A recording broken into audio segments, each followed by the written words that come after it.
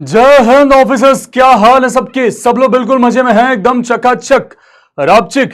तो मेरे भाई, अगर आपका भी ख्वाब है नेशनल डिफेंस एकेडमी ज्वाइन करने का, अगर आपका भी ख्वाब है वो यूनिफॉर्म पहनने का, भारतीय सेना में अफसर बनने का, तो मेरे भाई जो सबसे बेस्ट अपॉर्चुनिटी हो सकती है वो है नेशनल डिफेंस एग्जामिनेशन, है ना। मैं क्यों ऐसा बोल रहा हूं वो अभी आपको थोड़ी देर में पता चल जाएगा। क्योंकि आप बहुत कम उम्र में अगर ज्वाइन कर लेते हैं नेशनल डिफेंस एकेडमी, तो आपका करियर कितने आगे तक जा सकता है आप सोच भी नहीं सकते हैं। और इतनी कम उम्र में अगर आप भारतीय सेना में अफसर बनते हैं तो आप बहुतों के लिए रोल मॉडल बन जाते हैं। आप सिर्फ अपनी नहीं, अपने पूरे खानदान की, अपने पूरे परिवार की जिंदगी बदल सकते हैं। आपको लोग एक रोल मॉडल के तौर पर देखेंगे कि इनकी तरह बनना है, इन भैया की तरह बनना है, इन दीदी की तरह बनना है। लोग आपके बारे में बात करेंगे। लेकिन सबसे बड़ी समस्या यह होती है कि अगर आप किसी भी एग्जाम को क्रैक करना चाहते हैं, आप कहीं भी पहुंचना चाहते हैं, तो सबसे पहले आपके दिमाग में उसका रास्ता क्लियर होना चाहिए कि अच्छा हमें कैसे चलना है, क्या क्या करना है, उस रास्ते में चलने के लिए किन किन चीजों की जरूरत पड़ेगी। तो इस वीडियो में हम वही कवर करेंगे कि एनडीए एग्जाम का क्राइटेरिया क्या क्या होता है, आप कैसे क्लियर कर सकते हैं, क्या प्रोसेस होता है नेशनल डिफेंस एकेडमी पहुंचने का। तो विदाउट वेस्टिंग एनी टाइम फटाफट से ये वीडियो स्टार्ट करते हैं। और हमारी क्लास के एक रिचुअल होता है जिसको पूरा करना बहुत जरूरी है। एक बार जयकारा लगाएंगे सब लोग, क्या भारत माता की जय, भारत माता की जय का उद्घोष करेंगे और फिर उसके बाद हम आगे बढ़ेंगे। इस वीडियो में हम कवर करने वाले हैं कि नेशनल डिफेंस एकेडमी जाने के लिए एज लिमिट क्या होता है, उसका सिलेक्शन प्रोसेस क्या होता है और एलिजिबिलिटी क्राइटेरिया क्या क्या हो सकता है। चलिए आगे बढ़ते हैं। जैसे बाबू, अगर हम बात करें एज लिमिट, एलिजिबिलिटी और सिलेक्शन प्रोसेस की, सबसे पहले नेशनल डिफेंस एकेडमी होता क्या है, किस लिए होता है, जरा उस पर बात करें। ये एग्जाम जो होता है नेशनल डिफेंस एकेडमी का, वो कंडक्ट कौन सी अथॉरिटी कराती है, वो कराती है यूपीएससी, अनप्रेडिक्टेबल सर्विस कमीशन इसको बोलते हैं। हालांकि इसका एक्चुअल फुल फॉर्म क्या होता है, यूनियन पब्लिक सर्विस कमीशन। और ये जो एग्जामिनेशन होता है वो तीनों सेनाओं में शामिल होने के लिए होता है, चाहे वो आर्मी हो, चाहे वो एयरफोर्स हो, चाहे वो नेवी हो। और यूपीएससी एग्जाम साल में 2 बार कंडक्ट कराती है। पहला अप्रैल में, जिसको हम एनडीए 1 के नाम से जानते हैं, और दूसरा सितंबर में। यानी कि साल में 2 बार आपको यह अपॉर्चुनिटी मिलती है कि आप नेशनल डिफेंस एकेडमी के एग्जाम के लिए अपीयर कर सकते हैं, सिलेक्शन प्रोसेस का हिस्सा बन सकते हैं। यह बात तो क्लियर हो गई होगी। थोड़ा और आगे बढ़ते हैं अगर मेरे भाई, क्राइटेरिया क्या क्या है। एज लिमिट, सबसे बड़ी समस्या होती है एज लिमिट। तो 16.5 से लेकर के 19.5 तक। अब इसका मतलब क्या है कि 19.5 आपका एज होने से पहले आपके कदम एकेडमी में पड़ जाने चाहिए, है ना। 16.5 से 19.5 के बीच का जो ये क्राइटेरिया, ये एकेडमी पहुंचने का होता है। मतलब अगर हम फॉर्म भरने की बात करेंगे तो 15.5 से लेकर के 18.5, क्योंकि ये जो पूरा सिलेक्शन प्रोसेस होता है वो 1 साल का होता है।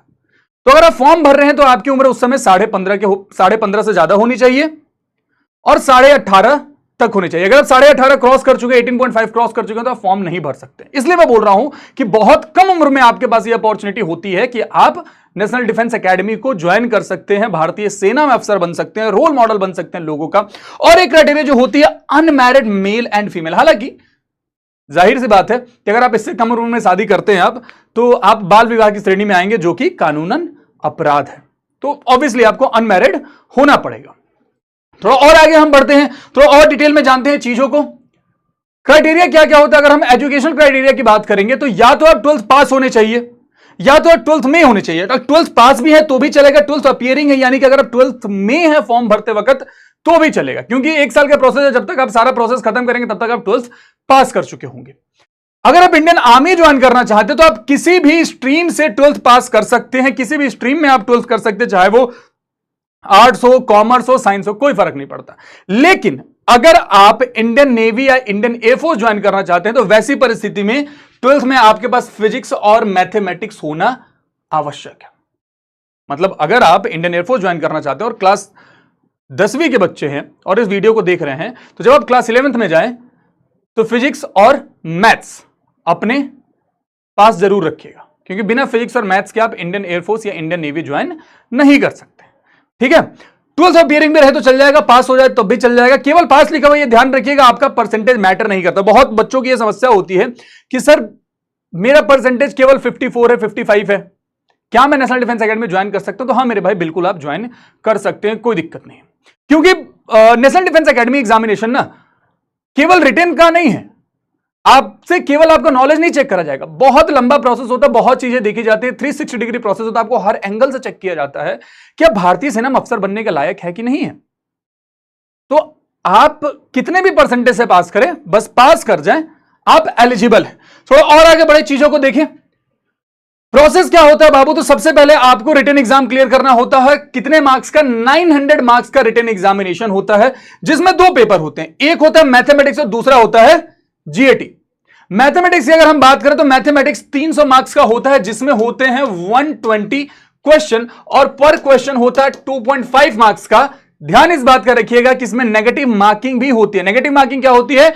1/3 की, यानी कि हर 3 क्वेश्चन गलत होने पे एक सही क्वेश्चन का मार्क भी कट जाएगा।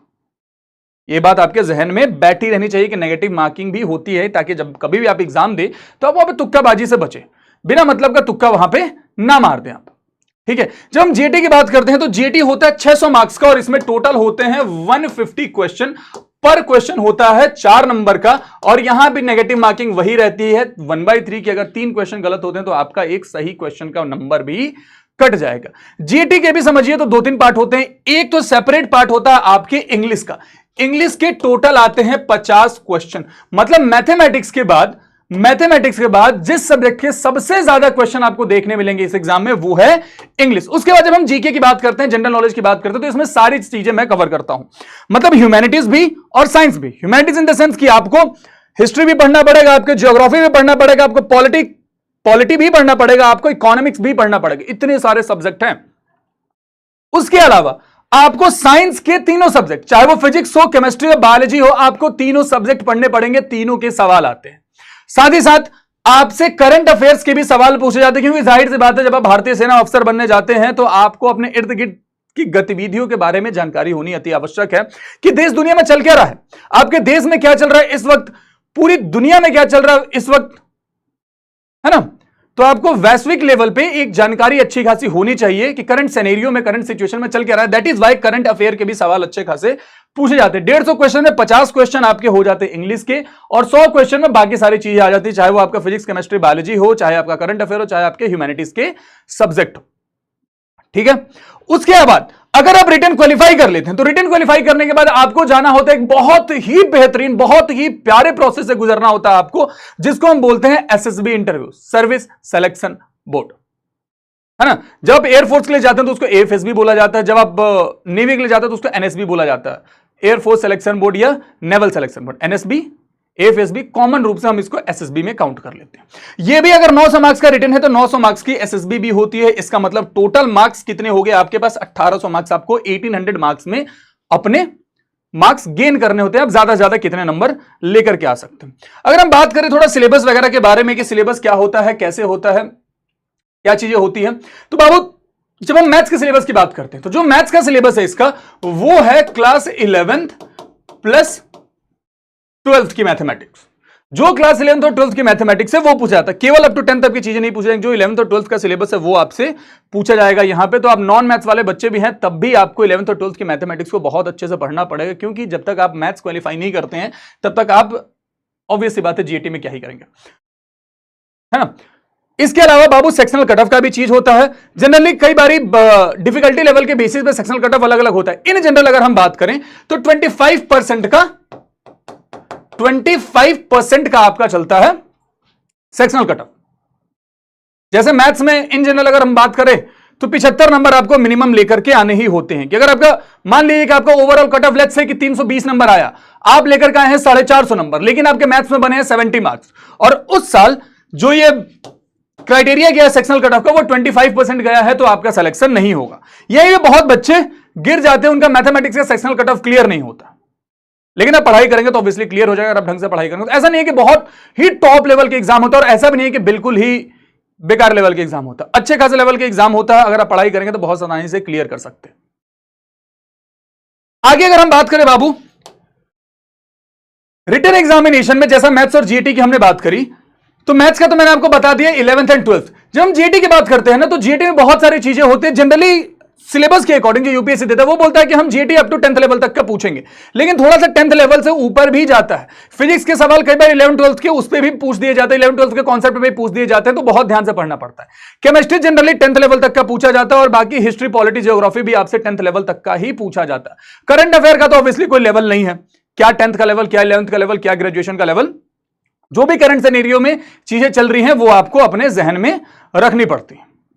एसएसबी इंटरव्यू की बात करें तो एसएसबी इंटरव्यू बाबू 5 डेज का एक सिलेक्शन प्रोसेस होता है, जिसमें अलग अलग चीजों से, अलग अलग टेस्ट से, अलग अलग टास्क से आपको गुजरना होता है। पहले दिन जब आप रिपोर्ट करते हैं तो आपको अलग अलग बोर्ड के अकॉर्डिंग, कई बार जैसे आप एएफएसबी के लिए अगर आप रिपोर्ट कर रहे हैं तो डॉक्यूमेंटेशन वगैरह होता है, और स्क्रीनिंग प्रोसेस तो सब में सेम होता है। स्क्रीनिंग अगर आप हो जाते हैं तो स्क्रीनिंग के बाद कुछ बच्चे वहीं से घर लौट दिए जाते हैं। अगर आप स्क्रीन आउट हो जाते हैं तो स्क्रीनिंग अगर आप हो गए हैं तो आप वहीं रुकेंगे। एएफएसबी में उसी दिन फिर से डॉक्यूमेंटेशन होता है, बहुत स्ट्रांग डॉक्यूमेंटेशन होता है, और उसी दिन शाम को, एएफएसबी की मैं बात कर रहा हूं, उस दिन शाम को आपका हो जाता है साइक टेस्ट। आर्मी बोर्ड्स में, एसएसबी में जनरली साइक टेस्ट अगले दिन होता है। अब इस वीडियो में हम डिटेल में इस चीज पे बात नहीं करने वाले हैं कि एसएसबी प्रोसेस में जो साइक टेस्ट होता है उसमें क्या क्या होता है, जीटीओ में क्या क्या होता है, इंटरव्यू में क्या क्या होता है। उसके लिए हम सेपरेट वीडियो बना देंगे। अगर आपका डिमांड आया तो आप ऑब्वियसली कमेंट बॉक्स में बता दीजिएगा कि क्या आपको एसएसबी में भी डिटेल वीडियो चाहिए कि एसएसबी के प्रोसेस क्या क्या होता है, किस तरीके से आप डे टू डे लाइफ में प्रिपेयर कर सकते हैं। कमेंट बॉक्स में बता दीजिएगा, डेफिनेटली हम उसके लिए भी वीडियो बना देंगे। तो 5 डेज का प्रोसेस होता है, मल्टीपल टास्क होते हैं। अगर आप इस एसएसबी इंटरव्यू को क्लियर कर लेते हैं, बेसिकली अगर आप रिकमेंड हो जाते हैं, रिकमेंड वर्ड यूज होता है यहां पे, सेलेक्टेड और रिजेक्टेड वर्ड कभी यूज नहीं होता। होता क्या है, रिकमेंडेड फॉर नेक्स्ट टास्क। तो यहां से अगर आप रिकमेंड होते हैं तो फिर आपको मेडिकल एग्जामिनेशन के थ्रू जाना होता है। जाहिर सी बात है, अगर आप भारतीय सेना में अफसर बनना चाहते हैं तो वहां की मेडिकल क्राइटेरिया बहुत स्ट्रांग होती है, आपको उस क्राइटेरिया से गुजरना होगा। अगर आप मेडिकली फिट डिक्लेयर हो जाते हैं, और मेडिकल क्राइटेरिया भी तीनों फोर्सेस का अलग अलग होता है, आर्मी का अलग मेडिकल क्राइटेरिया हो सकता है, एयरफोर्स का अलग हो सकता है, नेवी का अलग हो सकता है, क्योंकि जाहिर सी बात है सबका वर्किंग कंडीशन अलग अलग होगा। तो वैसी परिस्थिति में आपका मेडिकल एग्जामिनेशन आपके बोर्ड के अकॉर्डिंग होने वाला है कि आप एयरफोर्स से रिकमेंड हुए, नेवी से रिकमेंड हुए, या इंडियन आर्मी के लिए रिकमेंड हुए। मेडिकल एग्जामिनेशन को जब आप क्रॉस कर लेते हैं तब भी आपका सिलेक्शन प्रोसेस खत्म नहीं हुआ। आपको वेट करना पड़ेगा किस चीज के लिए, फाइनल मेरिट लिस्ट के लिए। जब फाइनल मेरिट लिस्ट आता है तो टोटल सीट्स क्लोज टू 400 होता है, क्लोज टू 400। तो जो भी बच्चे मेडिकली फिट हैं और 400 की लिस्ट में आ रहे हैं, टॉप 400 में आ रहे हैं, वही लोग एकेडमी जाएंगे। कई बार ऐसा भी होता है कि जिसका रैंक 450 है उसको भी एकेडमी के लिए कॉल आ जाता है। ऐसा तब होता है कि जब ऊपर के टॉप 400 में से कुछ बच्चे मेडिकली अनफिट डिक्लेयर होते हैं, तब नीचे से बच्चे ऊपर की ओर मूव करते जाते हैं। तो इसका मतलब क्या हुआ कि आपको रिटन वगैरह में अच्छा खासा स्कोर करना पड़ेगा, ताकि आप वो रिस्क ना लेके 400 के बाहर आप हैं, कोई मेडिकली अनफिट हो रहा तब आपका नंबर आ रहा। तो रिटन में आप जितने ज्यादा मार्क्स गेन कर लेंगे आपके लिए सिलेक्शन उतना ईजी हो जाएगा। फाइनल मेरिट लिस्ट के बाद जब आप ज्वाइनिंग वाइनिंग आपके हाथ में आ जाता है, तब आप नेशनल डिफेंस एकेडमी जाते हैं, और बाकी आगे का प्रोसेस उसके बाद स्टार्ट होता है। ट्रेनिंग होता है, कितने साल का होता है, क्या होता है, हम उस पर भी बात करेंगे। बात यह है कि टोटल ट्रेनिंग की अगर हम बात करें तो नेशनल डिफेंस एकेडमी में आपको 3 साल के ट्रेनिंग से गुजरना होता है। 3 इयर्स की ट्रेनिंग होती है। कहां पे, एनडीए खड़गवासला। खड़गवासला कहां पे है, पुणे में। 3 साल की कॉमन ट्रेनिंग होगी, चाहे आप आर्मी के कैडेट है, चाहे आप नेवी के कैडेट है, चाहे आप इंडियन एयरफोर्स के कैडेट है। और 3 साल की ट्रेनिंग बाद बेसिकली जैसे ग्रेजुएशन होता है, तब वो ग्रेजुएशन की डिग्री भी मिलती है साथ साथ, और ग्रेजुएशन की डिग्री आपको मिलती है जेएनयू से।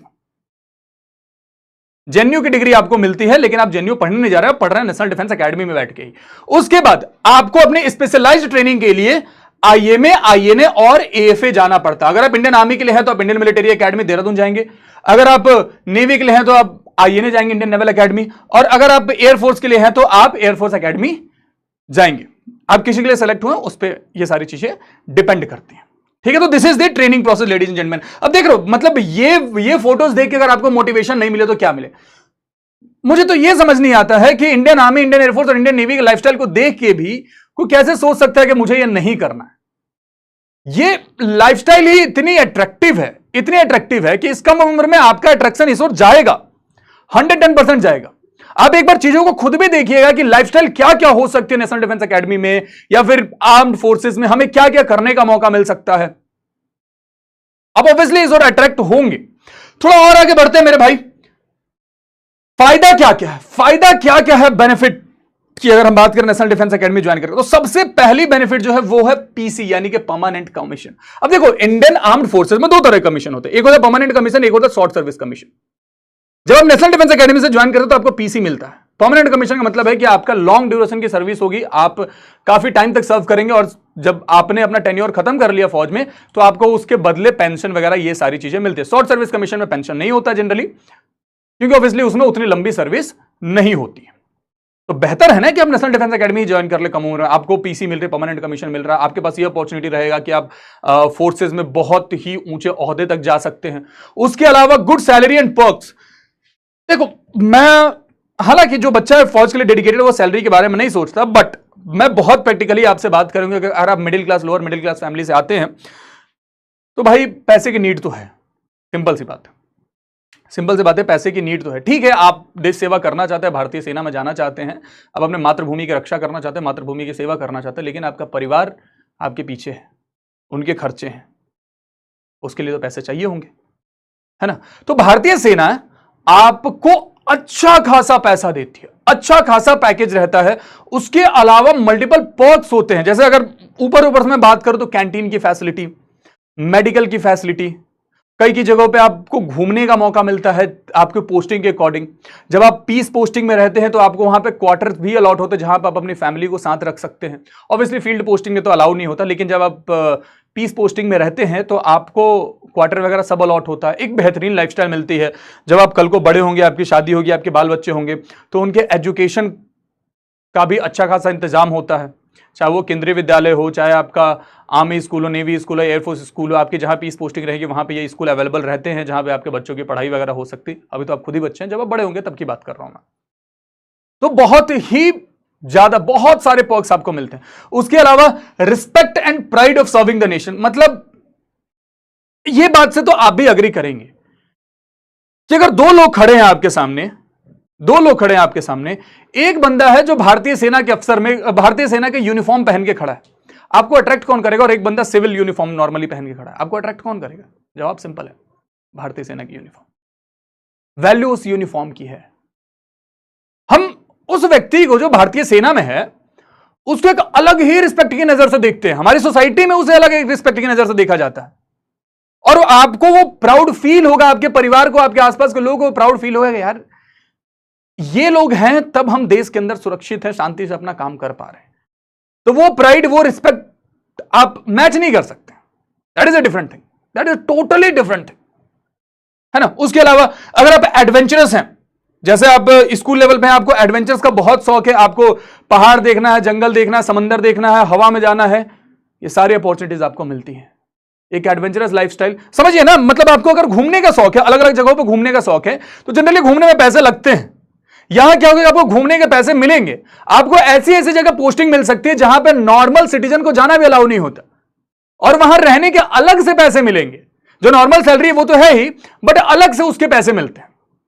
इससे बेहतरीन अपॉर्चुनिटी क्या हो सकती है? जिनको एडवेंचर पसंद है, join national defence academy. Leadership, leadership, आपका एक डिसीजन बहुतों की लाइफ डिसाइड करता है, तो आप असली लीडर होते हैं। लीडर का मतलब वही है ना कि जिसका एक डिसीजन बहुतों की लाइफ को इंपैक्ट करता है, और अगर कोई समस्या आती है तो वो सामने से फेस करता है। अगर कोई उसका बंदा परेशान है तो यू आर द वन जो उसका सॉल्यूशन देगा। ये चीजें आपको करने का मौका मिलता है जब आप नेशनल डिफेंस एकेडमी से भारतीय सेना में अफसर बनते हैं, है ना। ये बहुत ही बेहतरीन है। ये फोटोज देखिए ना, ये फोटोज देखिए, ये देख रहे हो, ऐसी लाइफस्टाइल, पर्क्स, मतलब जाहिर सी बात है, मैं मानता हूं कि आप देश सेवा करना चाहते हैं, बट मनी इंपॉर्टेंट तो है, तो अच्छा खासा पैसा भी मिलेगा। थोड़ा और आगे बढ़े, एग्जाम क्लियर करने का तरीका क्या हो सकता है? मैथ्स और जीएटी पे बराबर ध्यान देंगे आप। ऐसा नहीं है, ऐसा नहीं कि केवल मैथ्स पढ़ के आप एग्जाम क्लियर कर सकते हैं, या ऐसा नहीं कि केवल जीएटी पढ़ के आप एग्जाम क्लियर कर सकते हैं। अगर आप किसी एक सब्जेक्ट से दिल लगा बैठे हैं, फंस जाएंगे आप। इस वीडियो में उसको भी कवर नहीं करूंगा कि बहुत डिटेल में, क्योंकि वीडियो बहुत लंबी हो जाएगी। सिंपल भाषा में अगर मैं बात करूं तो आपको किसी एक सब्जेक्ट से प्यार नहीं करना है, आपको हर सब्जेक्ट को बराबर इज्जत देनी है, हर सब्जेक्ट को पढ़ना है, और उतनी ही ईमानदारी के साथ पढ़ना है, तभी आप एग्जाम क्लियर कर पाएंगे। जब आप जीएटी की हम बात करते हैं तो जीएटी के लिए बाबू आप 6 to 12 के एनसीईआरटी की किताबों को प्रेफरेंस दे सकते हैं। आप उस किताबों को अगर डिटेल में पढ़ेंगे तो बहुत आसानी से जीएटी की तैयारी कर सकते हैं। मैथ्स के लिए एज आई मेंशन कि आपको 11th 12th का सिलेबस कवर करना पड़ेगा, बहुत से अलग चीजें भी सीखनी पड़ेंगी, क्योंकि वहां पे टाइम का भी लिमिट होता है। तो इस टाइम लिमिट के अंदर आपको चीजें कवर करनी है। जैसे मैथ्स की अगर मैं बात करूं तो 2.5 घंटे का ये एग्जाम होता है, मैथ्स प्लस जीएटी की अगर मैं बात करता हूं तो 120 क्वेश्चन के लिए आपको 2.5 घंटे मिलते हैं। उसमें आपको ओएमआर फिल करना, आपको अटेंडेंस मार्क करना, तो आप ले दे के मानिए कि 2 ही घंटे मिल रहे हैं, बाकी आधा घंटा आप इधर उधर वेस्ट ही हो जाता है। तो जाहिर सी बात है, इतने सवाल, इतना कम टाइम कैसे करेंगे आप? उसके अलावा बहुत सारे शॉर्टकट्स वगैरह अलग अलग चीजें आपको सीखनी पड़ती ताकि आप कम टाइम में सेम टाइप के सवालों को सॉल्व कर पाए, जो एकेडमिक्स में 5 नंबर के लिए बहुत बड़े प्रोसेस से कर देते। यहाँ पे प्रोसेस नहीं देखा जाता, यहाँ पे आपका फाइनल आंसर देखा जाए, है ना। अगर आप इससे भी डिटेल वीडियो चाहते हैं कि किस तरीके से एनडीए की तैयारी की जा सकती है 6 महीनों में, 8 महीनों में, 1 साल में, तो ये भी कमेंट बॉक्स में जरूर बता दीजिएगा, मैं इस पर भी एक सेपरेट वीडियो आपके लिए बना दूंगा। उसके अलावा आपको प्रीवियस ईयर पेपर्स को, प्रीवियस ईयर क्वेश्चन को सॉल्व करना बहुत जरूरी है, क्योंकि उससे आपको पता चलेगा कि यार एग्जाम की जरूरत क्या है, एग्जाम हमसे पूछ क्या रहा है, क्या हम उस एग्जाम के अकॉर्डिंग चीजों को पढ़ पा रहा हूं। पढ़ना जरूरी नहीं है, एग्जाम के रिक्वायरमेंट के अकॉर्डिंग पढ़ना जरूरी है। आपसे एग्जाम में पूछा जाना है आम, आप पढ़ रहे हो इमली, तो अब नो मैटर कितने घंटे लगा लगा के आप इमली पढ़ो, सवाल में तो आम पूछा जाएगा ना। नॉलेज आपके पास इमली का बहुत ज्यादा, लेकिन रिक्वायरमेंट आम की है वहां पे। इसलिए प्रीवियस ईयर पेपर्स को देखा जाता है, प्रीवियस ईयर क्वेश्चन को देखा जाता है, ताकि आप उस और मेहनत कर सके। फौज है, फिजिकल फिटनेस तो जरूरी है ही। केवल आप फौज को केवल किताबी कीड़े नहीं चाहिए जो दिन दिन भर किताब में लगे हुए पढ़ रहे हैं, बहुत ज्यादा बॉडी वेट हो गया है, चला नहीं जा रहा है, 100 मीटर चल रहे हैं तो हाफने लग रहे हैं, 500 मीटर भाग ले रहे हैं तो मतलब गिर के धराशायी होते रहे, ऐसे लोग नहीं चाहिए फौज को। आपको अपने फिजिकल फिटनेस को भी बहुत तवज्जो देना पड़ेगा, फिजिकल फिटनेस पे भी काम करना पड़ेगा रेगुलरली, क्योंकि फिजिकल फिटनेस एक दिन का प्रोसेस नहीं होता। जैसे पर्सनालिटी एक दिन की प्रोसेस नहीं होता, SSB interview is all about personality, तो एक दिन का प्रोसेस नहीं होता। आपको डे टू डे लाइफ में आपको चीजें वो इनकलकेट करनी पड़ेंगे जिससे आपकी पर्सनालिटी अच्छी हो, आपका फिजिकल फिटनेस इंप्रूव हो। आप रनिंग कर रहे हैं, जिम कर रहे हैं, स्विमिंग कर रहे हैं, खाने का अच्छे से ध्यान रखना, कुछ भी उलूल जुलूल नहीं खा रहे हैं, इससे आपका फिजिकल फिटनेस इंप्रूव होगा। जब मैं पर्सनैलिटी की बात करता हूं तो आप अपने कम्युनिकेशन स्किल्स पे काम कर रहे हैं, आप लोगों की मदद कर रहे हैं, आप अलग अलग एक्स्ट्रा करिकुलर चीजों में पार्टिसिपेट कर रहे हैं, इससे आपकी पर्सनैलिटी इंप्रूव होगी। जहां पे लोगों को जरूरत पड़ रही है, आप सामने आकर खड़े हो रहे हैं कि आई विल हेल्प यू, तो ये लीडरशिप क्वालिटी विद टाइम आपके अंदर डेवलप होती है। ये बहुत ही लॉन्ग टाइम प्रोसेस होता है, आपको रेगुलरली इन चीजों को करना पड़ेगा, तब आप बहुत आसानी से, चाहे वो रिटन हो चाहे वो एसएसबी इंटरव्यू हो, बहुत आसानी से दोनों क्लियर कर लेंगे। ये यूनिफॉर्म जरा ध्यान से देखोगे, ये यूनिफॉर्म जरा ध्यान से देखोगे, नेशनल डिफेंस एकेडमी में ऐसा यूनिफॉर्म पहनने का आपको मौका मिलता है। इस यूनिफॉर्म से तो आपको मोटिवेशन आना चाहिए ना, इससे नहीं आएगा तो किससे आएगा। इस यूनिफॉर्म को पहनने के लिए आप जी जान मेहनत करो यार, जी तोड़ मेहनत करो, इससे बेहतरीन चीज क्या हो सकती है। अगर हम कंक्लूजन की बात करें तो भाई नेशनल डिफेंस एकेडमी है क्या? Gateway to serve the nation. Obviously मतलब सर्व द नेशन का मतलब ये नहीं है कि जो नेशनल डिफेंस एकेडमी में है बस वही सर्व कर रहे हैं नेशन को। ऑब्वियसली मैं एक टीचर के तौर पे भी देश की सेवा ही कर रहा हूँ, तुम लोगों को अगर गाइड कर रहा हूँ तो। कोई अगर स्वीपर भी है तो वो भी देश की सेवा ही कर रहा है, वो साफ सफाई रख रहा है, तो सारे नेशन को सर्व कर रहे हैं अपने अपने तरीके से। परंतु नेशनल डिफेंस एकेडमी से जाकर के नेशन को सर्व करना, that is a totally different thing, क्योंकि आप भारतीय सेना में हैं, आप इस देश की सीमाओं की रक्षा कर रहे हैं, इस देश की समुद्री सीमा की, इस देश के वो उसकी हवा की सेवा कर रहे हैं, उसको सुरक्षित कर रहे हैं, आप इस देश की सीमाओं को सुरक्षित कर रहे हैं, तब अंदर बाकी लोग ईमानदारी से अपना काम कर पा रहे हैं। अगर देश की सीमाएं ही सुरक्षित ना रहें तो देश के अंदर शांति ही नहीं बनी रहेगी, बाकी लोग कैसे काम करेंगे। That is why I am saying national defence academy से जाकर के नेशन को सर्व करना, इसको कोई मैच नहीं कर सकता। उसके अलावा discipline, courage plus hard work is equals to success. मतलब डिसिप्लिन तो लाना पड़ेगा, फौज इज ऑल अबाउट डिसिप्लिन। आपको अपने जीवन में डिसिप्लिन लाना पड़ेगा। आप ये नहीं कर सकते कि रिटन क्वालिफाई कर लेते हैं फिर एसएसबी के लिए केवल कोचिंग ले लेंगे हमारा काम हो जाएगा। आपको अपने डे टू डे लाइफ में खुद से ऑनेस्ट होना पड़ेगा, खुद को एक डिसिप्लिन लाइफ देनी पड़ेगी। आपको करेजियस होना पड़ेगा, आपको हार्डवर्क करना पड़ेगा। आप दिन रात मेहनत करेंगे तभी जाकर के आपको सक्सेस मिलेगी, ठीक है, तभी जाकर के आपको सक्सेस मिलेगी। होपफुली आपको सारी चीजें समझ में आ गई होंगी कि मैं इस वीडियो में जो भी आप तक मैसेज पहुंचाना चाहता था आप तक पहुंच गया होगा। तो मेरे भाई अब इंतजार मत कीजिए किसी भी चीज का। अगर आप भारतीय सेना में अफसर बनना चाहते हैं तो this is the right opportunity, this is the right time. Don't waste your time, start preparing today. एक बार माइंड मेकअप करिए, माइंड मेकअप करने के बाद फिर पीछे मुड़ के मत देखना। एक बार जब अगर आपने सफ़र चालू कर दिया है, और ध्यान रखिएगा सफ़र चालू करने से पहले आपके पास आपके क्यों का जवाब होना चाहिए, क्योंकि ये एक मैराथन है जहाँ पे कोई दिन ऐसा होगा कि यार लगेगा कि गिव अप कर देते हैं। उस गिव अप के टाइम पे जो चीज़ आपको मोटिवेट करेगी दैट्स योर वाई। क्यों जाना है नेशनल डिफेंस एकेडमी, उस वाई का जवाब आपके पास होना चाहिए। तो सबसे पहले प्रिपरेशन स्टार्ट करने से पहले उस वाई का जवाब जरूर ढूंढ कर रखिए। क्यों करना है ये, वो क्यों कुछ भी हो सकता है। आपको एडवेंचर पसंद है, ठीक है, वो भी एक कारण हो सकता है। आपको अपने फैमिली मेंबर के लिए, माँ पापा के लिए कुछ करना है, वो भी एक कारण हो सकता है। आपको अपने सोसाइटी के लिए कुछ करना है, वो भी एक कारण हो सकता है। मल्टीपल रीजन हो सकते हैं, different people, different reason to join national defence academy, to join Indian armed forces. आप अपना कारण ढूंढिए और लग जाइए तैयारी में। बाकी अगर आप किसी और टॉपिक पे वीडियो चाहते हो तो कमेंट बॉक्स में ज़रूर बता दीजिएगा, आपके लिए वो वीडियो ज़रूर हम बना देंगे। तब तक के लिए जहां हो हंसते रहो, खेलते रहो, मुस्कुराते रहो, पढ़ाई रेगुलर करते रहो, स्ट्रेस फ्री अपना ख्याल रखो। Ladies and gentleman, have faith in yourself, you all are going to make this time and is waiting for you and we are also waiting to see you all in uniform. तब तक के लिए जय हिंद।